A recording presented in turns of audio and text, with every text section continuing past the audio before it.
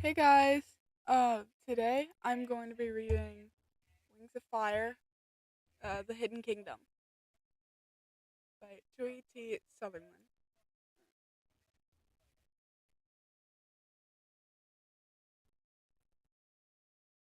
Wings of Fire, The Hidden Kingdom. For Elliot, born in a wonderful year of the dragon, like these books.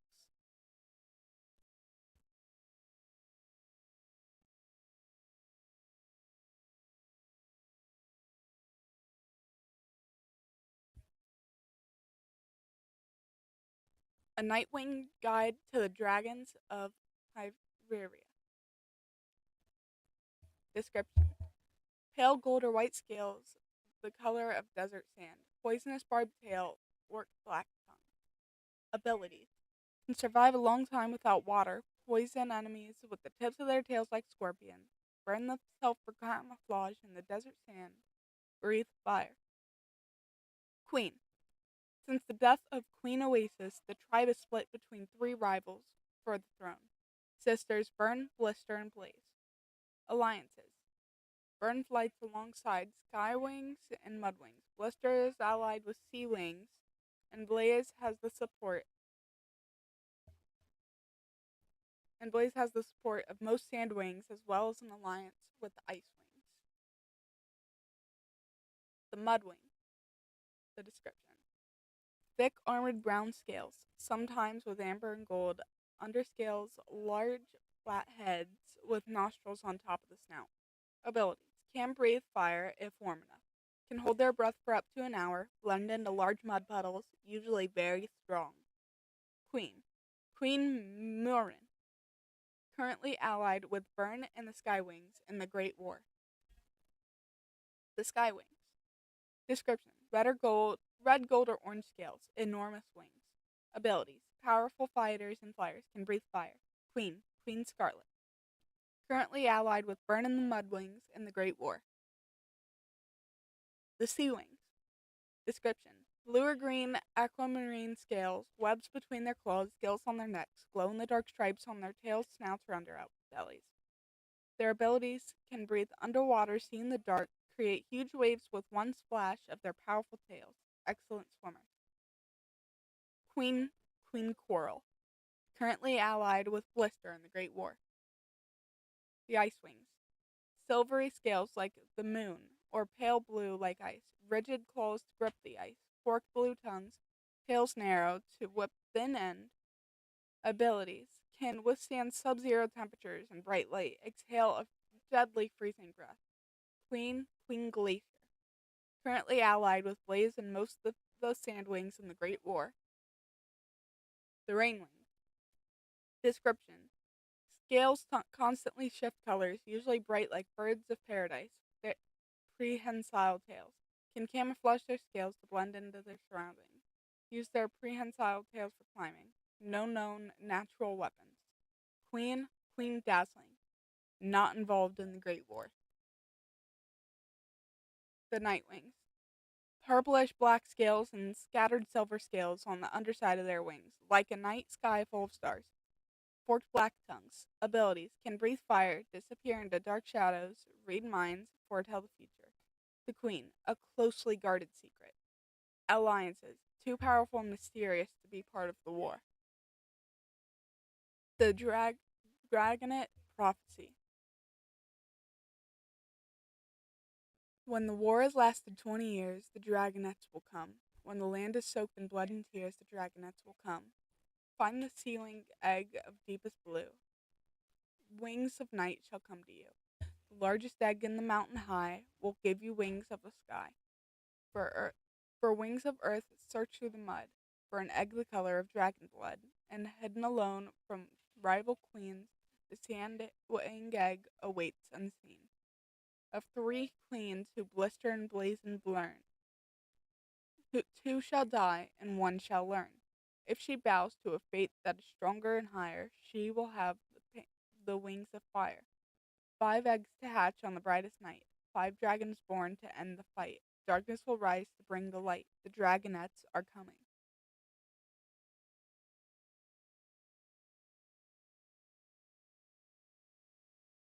The 5 dragonettes were fighting, again. Bright scales in the green and red and gold caught the rising sun as the young dragons darted between the rocks, claws and teeth flashing. 5 forked tongues hissed with fury. Beyond them, below the cliff, the sea crashed against the sand with a muffled sound, as if it didn't want to compete with the shouts of the dragon. It was embarrassing, was what it was. Natulius glanced up uneasily at the massive black dragon beside him. The dragonettes were so busy yelling at one another, they haven't even noticed him yet. Natulius wished he could read Morosir's mind the way Morosir was undoubtedly reading his. He also wished there were more talents of peace around. But when word spread that the Nightwing was coming, most of them suddenly found urgent missions elsewhere. The peace movement's hideout in the seaside cliffs was virtually deserted this morning. Occasionally, a dragon snout would emerge from one of the caves, spot Morosir, and instantly vanish again. 5 dragonettes were the only ones that topped the cliff, though there were several other young dragons living with the talents of peace. They'd all been whisked out of sight. But apparently, no one had seen fit to warn the objects of Morosir's scrutiny that he was coming or they were going to be inspected. Well, Morosir said, they are energetic. They were just a backup plan, Nantula said defensively. Nobody thought we'd need them, especially not all of them. We thought maybe 1 or 2, if something went wrong with the originals. We haven't spent a lot of time training them. I can see that. Morosir's dark eyes narrowed as Viper, the Sandwing, fell into a crevice and the Mugwing promptly tripped over and landed on top of her. With a hiss, Viper whipped around and bit Orc's tail, setting off a yowling whine. Excuse me, Natulus said. He could see where this was going. He stepped forward, cuffed Viper's ears, and snatched Squid, the little green sea wing, out of the way before the others could set his tail on fire. Stop this, he hissed. You are being watched. Flame, the red skywing dragonet, snapped his mouth shut and whipped his head around, scanning the twisted rocks of the sea cliff. Morosir stepped into the light of the sunrise and looked down his snout majestically. I knew it, crowed the little Nightwing dragonet. Fate Speaker leaped off of a stone pillar, flapping her wings proudly. I knew a white Nightwing was coming to see us. Didn't I tell you guys this would happen? Did you? Ochre scratched his large brown head. No, said Viper. Don't think so, piped up Squid from behind Natulus' back. Even if you did, you also predicted an earthquake, a new talent of peace, and that we'd have something besides seagulls for breakfast this week, said Flame. And since none of those things have happened, you can see why we might have stopped listening. Well, I knew, Fate Speaker said bitterly. I saw it with my powers, and I foresee that he brought us something great for breakfast. Didn't you? She beamed up at Morosir. He blinked slowly. Nautilus, a word please. Can I come too? The black dragonet asked, bouncing closer to Morosir. I've never met another Nightwing before, although, of course, I feel a very strong psychic connection with our whole tribe. Stay here. Morosir pressed one claw into her chest and moved her back to the other dragonet. She sat down and curled her tail around her talons with a puffing snort. Morosir stepped down from the rocks out of earshot, and when he turned he found Natulus right beside him. Clinging to his sail was the sea-winged dragonet. Morosir gazed at Squid disapprovingly. I can't leave him alone with them, Natulus said apologetically. Whenever I'm not watching, one of them bites him. Or they all do, sniffed the small green dragon. Morosir flicked his tongue out and in, considering. It is clear to me, said the enormous Nightwing after a moment, that leaving the dragonets of prophecy in the care of towns of peace was a mistake. Both the real ones and the false ones. Who? Asked the dragonet. Hush, said Natulus, covering the dragon's snout with one talon. He saw the look on Morosir's face and added hastily. You remember, Squid, we taught you about the prophecy. You know about the war and all the dragon tribes are fighting. The one you want to stop, Squid said. Because we're the good guys. We want peace. Right, said Natulus. Basically right. So the prophecy says 5 dragonets were hatched about 6 years ago. A sea wing, a sky wing, a mud wing, a sand wing, and a night wing. who are all going to end the war. They get to choose which sister should be the new Sand Queen. Burn, Blister, or Blaze. Oh, said Squid. Hey, I hatched about 6 years ago. Really, said the Morrowseer. You're barely the size of a 3-year-old dragonette. I have a big personality, Squid informed him, as if he had been told this enough times that he was certain everyone knew it. And your friends are about 6 years old, too, Nautilus said quickly. They're not my friends, Squid grumbled. They're all a bunch of bullies, except for Fate Speaker, who's playing crazy. Marcia glanced at Fate Speaker, the Nightwing Dragonette. She was sitting atop of a twisted stone column, leaning so far towards them that she looked in imminent danger of overbalancing and toppling off. Well, Squid, Nautilus said, what if you were one of the dragonettes in the prophecy? What would you think about that? The sea swing gave Monosphere a canny look. Would I get treasure? You'd get fame and power, said Monosphere. If you did what you were told, that is. How about treasure? Squid insisted. Monosphere gave Nautilus an incredulous look. Is this dragonette bargaining with me? I like treasure, Squid pointed out. The towns of peace are so lame because none of them have any treasure. We gave up worldly things to fight for a higher cause, Nautilus said. Peace is more important than gold or jewels. Said Squid. I'd rather have gold. Would you be willing to choose whatever Sandwing Queen we told you to? Marcia asked. If so, we could perhaps talk about gold. All right, Squid said with a gleam in his eye, but I don't want Flame to be part of it. He has to stay here. Why? What's wrong with your Skywing? Marcia asked Nautilus. Nothing, Nautilus said. They're just having a fight today. And every day, Squid said, because he's mean. The Skywing is non-negotiable, said Marcia. You're non-negotiable, Squid said.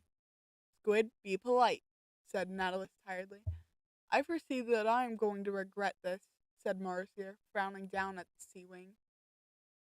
But I will be taking over the training of the Prophecy Dragonettes. They have been mishandled for too long. Obviously, they need clearer guidance. What does that mean? Nautilus asked, a sense of dread starting to creep across his scales. He glanced at Squid. Perhaps they should have chosen a different Sea Wing to be the fake dragonette of the prophecy. If Marcia hurts Squid, if anything happens to him, his mother is going to kill me, Nautilus thought. That means they're coming with me, Marcia said with a flick of his tail. Where? Squid demanded. You'll find out when we get there, said Marcia. And if you know what's good for you, you'll stop asking nosy questions and do what you're told. I can do that, Squid said.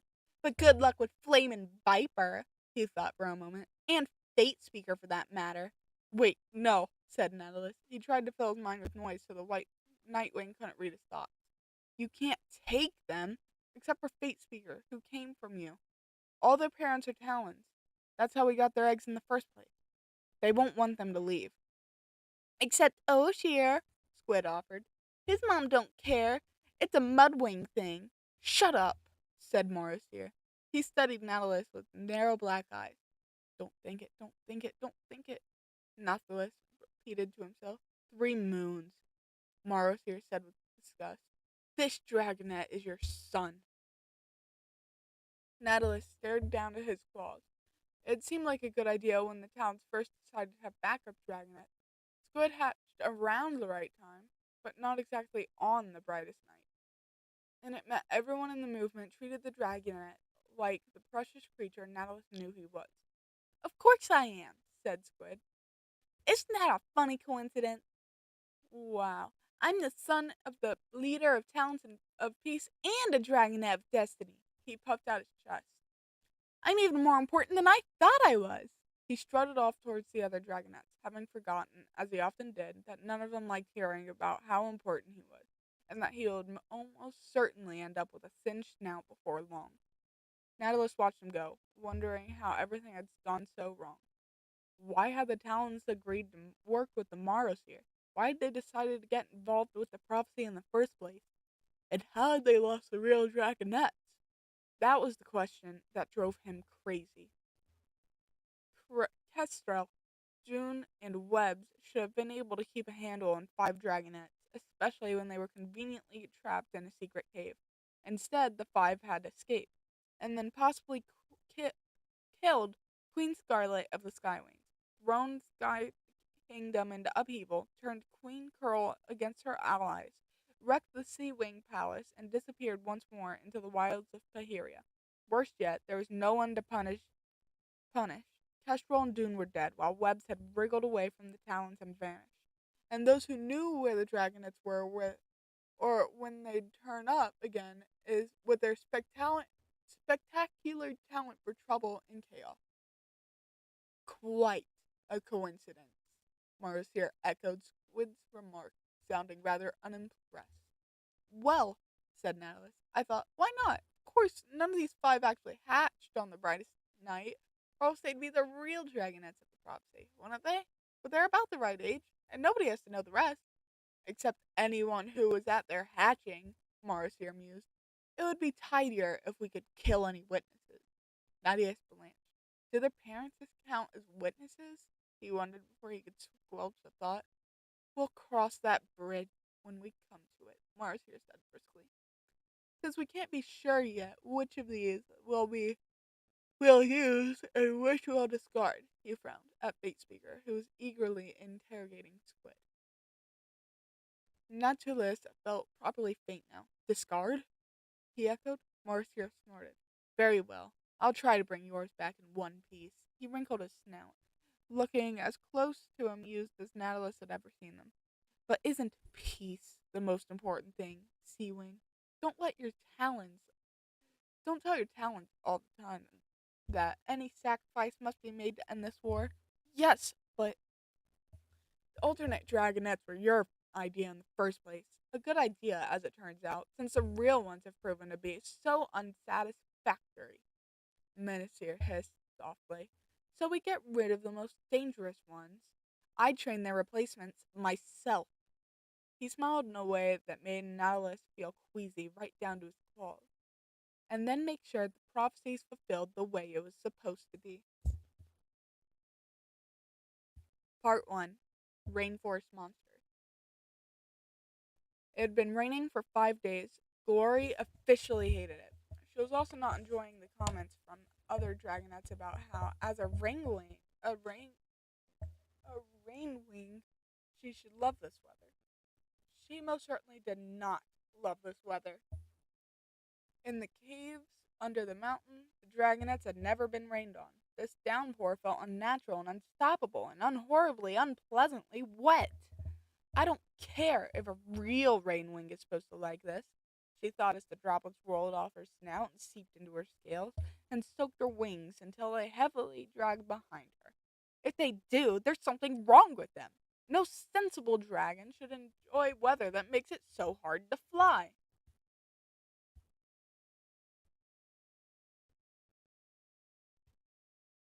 Three moons, please let them be sensible dragons. Let them be nothing like the story. Everyone in Ringwings were useless and lazy. The tribe survived off by them. Actually, I think I'm going to stop here.